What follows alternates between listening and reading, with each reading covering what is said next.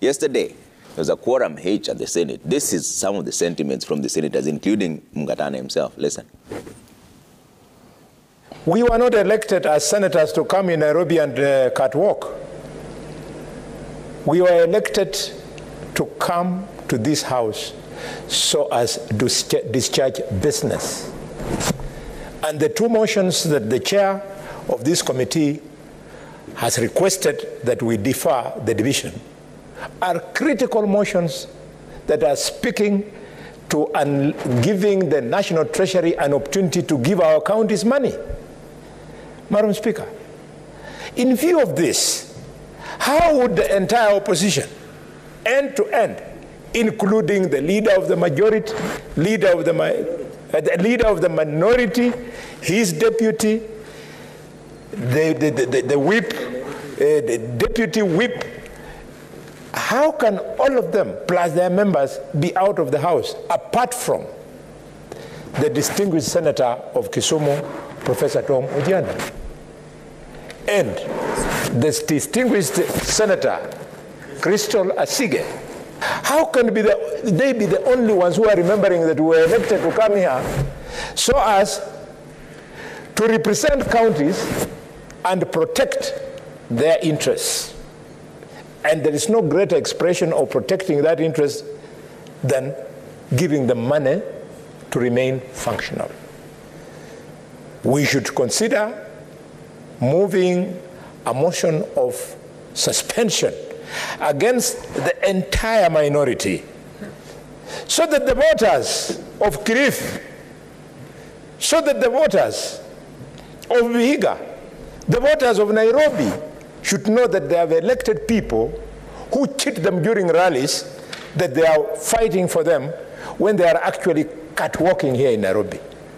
Madam Speaker, let us make every senator be able to cast a vote, because it cannot be that we are denying progress. Important government bills, important government motions are not moving because of deliberate political maneuvers that are bringing filibustering and delay, Mr. Speaker, of those things that must be carried out. Mr. Speaker, it's very wrong.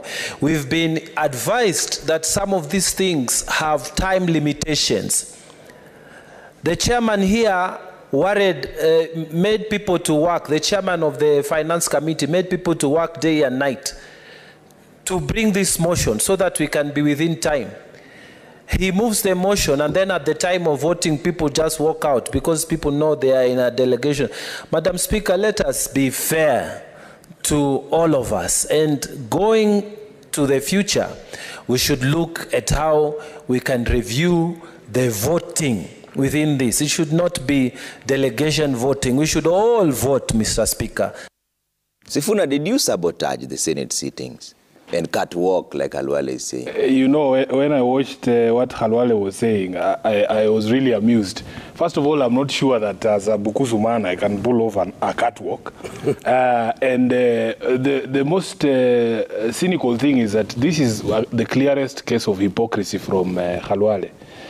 When he was speaking, I don't know if your camera caught it there, his own majority leader, Aaron Cheruiyot, was not in that chamber. If you look behind him, the seats on the majority side are actually empty. Halwale is the whip. The work of the whip is to secure votes and numbers in the chamber when there is a critical vote. This is government business. He's the government whip. His job is to ensure that there are numbers on the floor. He's actually admitting himself that he has failed as a whip. Now, the question is, why are we here? The reason why there was nobody on the minority side is because the minority side has no whip and the minority side has no deputy whip. Because we've been told that there is a case in court, that we have to wait until the outcome of that case until we have leadership. Our minority leader has pleaded severally with our colleagues, with the speaker, that situation cannot continue to obtain. That in fact, it is wrong for a tribunal to come and inject an entire house, a process that the house is seized with, but they have refused to listen. On this question of the forums with which or where we represent and execute our mandate as elected officials, Trevor, we exercise delegated powers as elected representatives. And I want to refer you to Article 1, that the sovereign power of the people is delegated to the following state organs, including Parliament, of which I am a member. And it also says that the people may exercise their sovereign power either directly or through their democratically elected representative. As the elected senator of Nairobi, if for any reason I am unable to execute my job on the floor of the House, I have a right. And the people of Nairobi sent me and told me, ukienda ushindwe, kuja kwetu tukusaidie. They can exercise this power themselves. And I will give you the classic example. I have been unable as a Nairobi senator to bring reason to bear on the floor of the House that we as a minority cannot be with a leadership that is imposed on us. I have voted to remove and replace my whip, but they have refused to effect that. The only other place I can go is to come on a show like this, or to go to a rally at Jivanji and invite the people. The second example, I protested vehemently. I made submissions like the people of Nairobi sent me to do on the floor of the House about the law on the constitution of this panel on IEBC. I was drowned out and defeated by the so-called numbers that these people have. One day they tell us they can conduct business without us. Yesterday they are crying that they need us to come back to the floor of the House. Which is which? So I was defeated. I was unable to bring my wisdom to bear on the constitution of the panel because we were saying that the political parties are the greatest stakeholders in elections anyway. Can we have proper representation of the political parties on the IEBC panel? They refused. So what do? I go back to the people of Nairobi and tell them, this is one instant where I will need you to exercise your sovereignty directly. And they have told me, because the minority party, which represents over 63% of the population of Kenya, has had no input in the constitution of this panel, when this panel meets, wherever it is they will meet, the people will come and exercise their sovereignty directly, because as a representative of theirs, I was unable to get them on that table.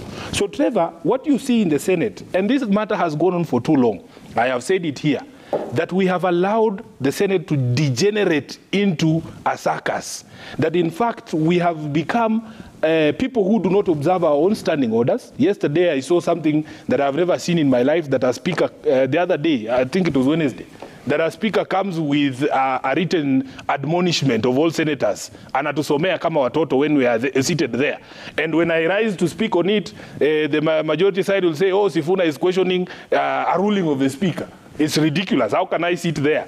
I was elected by 716,000 people in Nairobi to sit and listen and be lectured by somebody who has finished his 2 terms as governor? Really? Is that what you sent me to the Senate to do? What we are saying is, let's go back, Senator Mungatana, to the camaraderie that was there in the first session of the Senate. Yeah. That yes, our political differences will always be there. Yes. You will not get me to like William Ruto. I will probably not get you to like Raila Odinga or to agree with anything that he says. But on the things that we can agree on, like here today, we have agreed the energy prices are high. As members of the Energy Committee, we need to do something about it. We have even agreed that the pain point is the thermal power production plants. It is the IPPs, the contracts that we signed. We agree on that. Can we push that agenda forward? But when we come to the House and we realize that people want to use these rules selectively, so that it is just about threatening to throw us out of the House, sijui for a week. Yesterday, Khalwale is saying you suspend the entire minority side. Yeah. Under which rule? Okay. Under which law? Okay. Surely, who gives him that power? All right.